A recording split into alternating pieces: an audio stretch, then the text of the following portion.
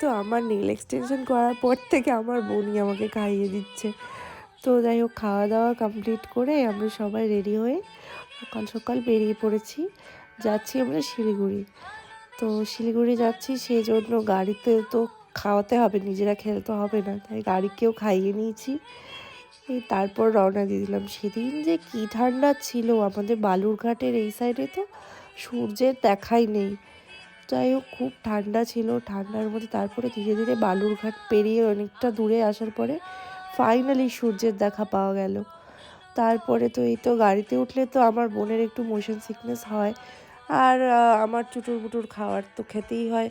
খেতে খেতে এই তো প্রায় অনেকটা চলে এসেছি, কিন্তু এই যে বিকেল হলেই আমার চায়ের নেশা উঠে যায়।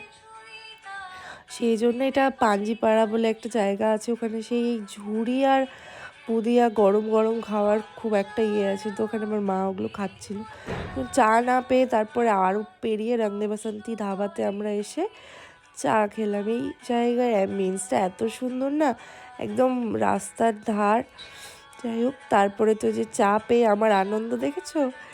তারপরে ফাইনালি সারাদিনের পরে চা পেয়ে চা খেয়ে নিলাম। তারপরে আবার রওনা দিয়ে দিলাম শিলিগুড়ির উদ্দেশ্যে। তারপরেই তো প্রায় শিলিগুড়ি আমরা ঢুকে গেছি। এই ঢোকার পরে শুরু হয়ে গেল ট্রাফিক। আমরা পৌঁছেছি প্রায় 6টার সময়, কিন্তু আমরা এই ট্রাফিক জ্যামে দাঁড়িয়েছিলাম প্রায়। তারপরে তো ফাইনালি ভেন্যুতে পৌঁছালাম। পৌঁছে এক্সস্টেড ফেস নিয়ে রেডি হয়ে যাচ্ছি। তারপরেরটা নেক্সট পার্টে আসছে। By everyone.